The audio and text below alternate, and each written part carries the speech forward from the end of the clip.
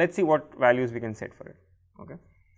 So, now proceeding further towards our actual objective, what we did right now was a very general derivation. So, now we are going to look at what is called a perfectly matched interface, and this is by means of revision.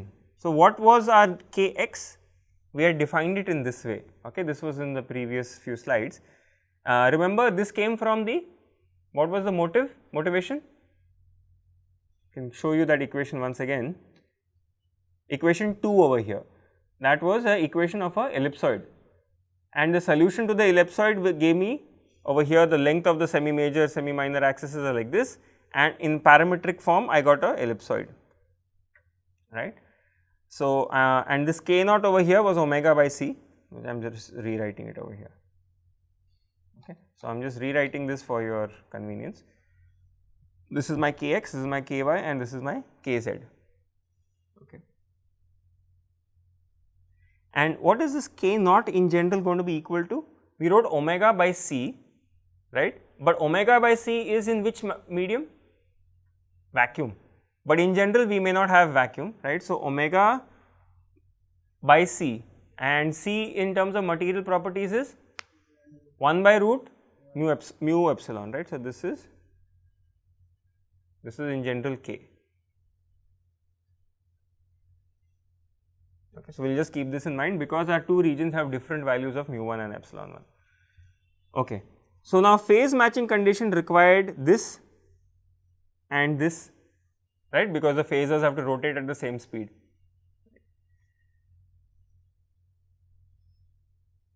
Okay. So, what does this tell us? So, we will just substitute over here. So, the first part is going to be omega square root mu 1 epsilon 1. Okay. I am doing the first, this guy over here 1. Okay. Then what do I have? Square root of Ex Hx, right. We are calling this perfectly matched. Perfect matched means what?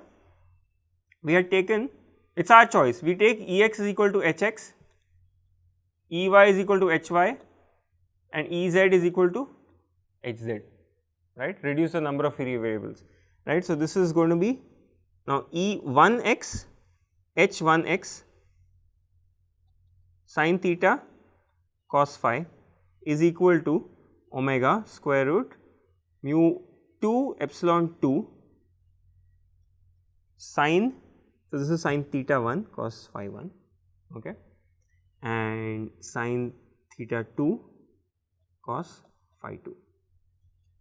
So, what are these, just so that you do not get confused, what are these thetas and phis over here? Do they correspond to any physical angle? They could, right. I mean, just take the simple case Eh is equal to 1 everywhere, that is your free space, right. So, Kz is k naught cos theta. So, if I have a wave vector making an angle theta with the z axis, it is giving me the z component of the wave vector, right. Now, region 1 and region 2, will the waves be travelling at the same angles? No, right. So, that is why I put sin theta 1, I have theta 1 phi 1 in region 1, theta 2 phi 2 in region 2. I am not getting into what the precise values are because they are not important. Okay. So, this is the first condition. Okay. What about the second condition? It is going to give me same thing over here, mu 1 epsilon 1 square root E 1 y, right, H 1 y sin theta 1 sin phi 1 omega square root mu 2 epsilon 2. You guys forgot to point out, I forgot a term over here, square root of E 2 x H 2 x.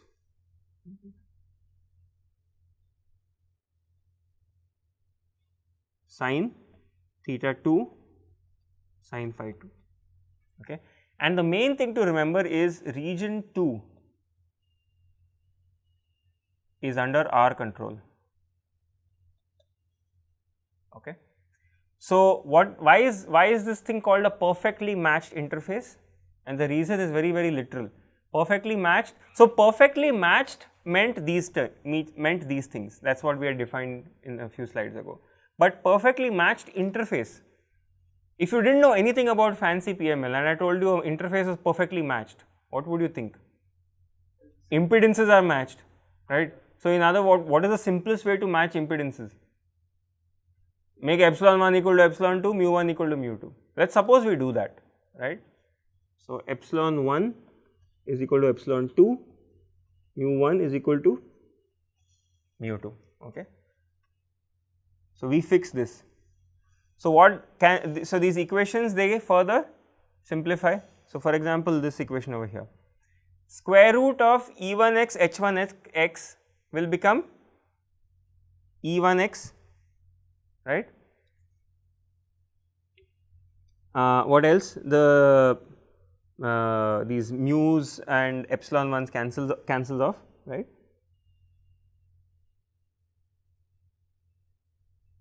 And then I am going to get a sin theta 1 cos phi 1 is equal to E2x sin theta 2 cos phi 2, and this guy is going to give me E1y sin theta 1 cos phi 1 is equal to E2y sin theta 2 sin, okay, right. Any further thing that we can do? So, what is our goal? Our goal is, what is the goal of PML?